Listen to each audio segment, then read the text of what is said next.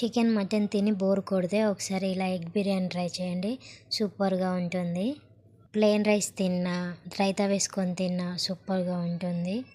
దీనికోసం ఒక బౌల్ తీసుకొని ఒక గ్లాస్ బియ్యం తీసుకొని శుభ్రం చేసి పక్కన పెట్టుకోవాలి. బిర్యానీ కోసం ఒక హాఫ్ అన్ అవర్ ముందే బియ్యం కడుక్కొని పక్కన పెట్టుకోవాలి.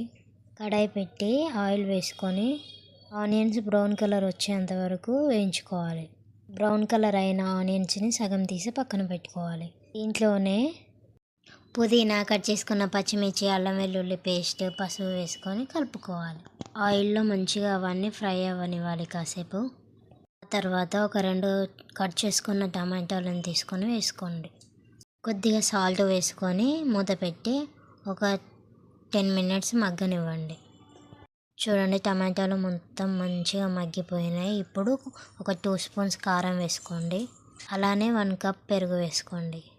ఆయిల్లో మంచిగా ఫ్రై అయ్యాక కొంచెం లెమన్ పిండుకోండి. బాయిల్డ్ అయిన ఎగ్స్ని తీసుకొని ఘాట్లు పెట్టుకోవాలి అన్నిటికీ.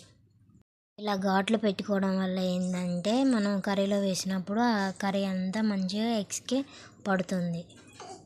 ఈలోపు రైస్ని ప్రిపేర్ చేసుకుందాం. తగినన్ని వాటర్ తీసుకొని అందులోనే పుదీనా, పచ్చిమిర్చి, కొత్తిమీర, హోల్ గరం మసాలాలన్నీ వేసుకోవాలి. 1 స్పూన్ సాల్ట్ వేసుకొని వాటర్ బాగా మరుగుతున్నప్పుడు 80% కుక్ అవ్వనివ్వాలి.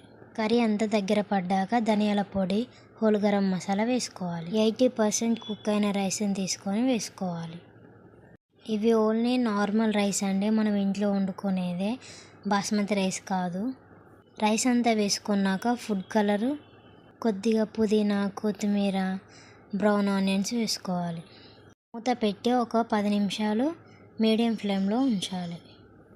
ఆ తర్వాత చూస్తే వేడి ఎగ్ బిర్యానీ రెడీ. మీరు కూడా ట్రై చేసి ఎలా ఉందో చెప్పడం మాత్రం మర్చిపోకండి.